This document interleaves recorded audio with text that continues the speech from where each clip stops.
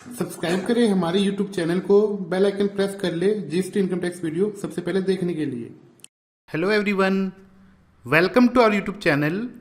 आज एमएसएमई में एक बहुत बड़ा अपडेट आया ट्रेडर के रिगार्डिंग कि एमएसएमई में केवल मैन्युफैक्चरिंग और सर्विस सेक्टर इंक्लूड होता था, ट्रेडर कभी एमएसएमई में इंक्लूड नहीं हुआ। और जब भी हम एमएसएमई का सर्टिफिकेट अप्लाई करते थे तो केवल दो ही कैटेगरी वहाँ मिलती थी, मैन्युफैक्चरिंग या सर्विस। तो उसी के रिगार्डिंग आज एक अपडेट आया है कि अब ट्रेडर को भी एमएसएमई का पार्ट बना दिया जाए। वैसे आज के दिन भी हम ट्रेडर को सर्विस सेक्टर में दिखा के एमएसएमई का लाइसेंस अप्लाई करते थे। और एमएसएमई लाइसेंस का बेनिफिट है कि इससे इंटरेस्ट रेट में हमें कुछ छूट मिल जाती है। तो सबसे पहले ट्वीट आया नितिन गडकरी जी का कि retail and wholesale trade are left out of the ambit of MSME. Retail और होलसेल ट्रेड एमएसएमई के एम्बिट से बाहर थे। अब गाइडलाइन को रिवाइज कर दिया गया है और उसमें इंक्लूड हो गया है रिटेल और होलसेल ट्रेड एज एमएसएमई।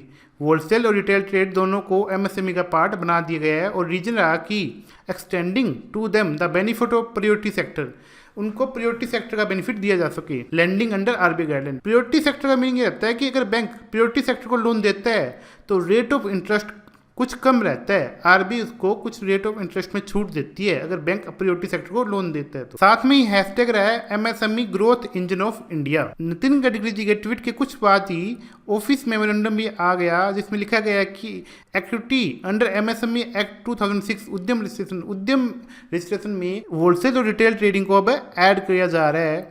तो उसी के रिगार्डिंग ये ऑफिशियल मेमोरेंडम है और ये कह रहा है कि 45 कैटेगरी में wholesale and retail trade and repair of motor vehicle and motorcycle इसको अलग रखा है। 46 में wholesale trade except motor vehicle and motorcycle, 46 में होलसेल ट्रेड अगर 47 retail trade except of motor vehicle and motorcycle, क्योंकि मोटर व्हीकल या मोटरसाइकिल को अलग रखा है 45 में, 46 में होलसेल और 47 में रिटेल ट्रेड। रिटेल और होलसेल ट्रेड को प्रायोरिटी सेक्टर लैंडिंग का बेनिफिट मिल जाएगा। अगर आप इस एनएससी कोड में पहले रजिस्टर्ड हो तो आप खुद को दोबारा माइग्रेट कर सकते हो या फ्रेश भी अप्लाई कर सकते हो। साथ में ये कह रहा है कि उद्यम रजिस्ट्रेशन पोर्टल भी अब बहुत जल्दी इसके लिए अपडेट किया जाएगा। तो गवर्नमेंट ने एक स्टेप लिया है कि पहले केवल मैन्युफैक्चरिंग और सर्विस सेक्टर को ही एमएसएमई अलाउड था, तो ये डिफरेंस क्रिएट कर रहा था कि केवल ट्रेडिंग को उससे दूर रखा गया है। तो अब गवर्नमेंट ने तीनों को इक्वल कर दिया गया है। अब ट्रेडर भी एज ए एमएसएमई रजिस्टर हो सकता है और पीएसएल लोन या प्रायोरिटी सेक्टर लैंडिंग में वो फॉल कर जाएगा और उसे इंटरेस्ट में भी छूट मिल जाएगी। इसी के साथ मैं वीडियो को एंड करूंगा। Thank you.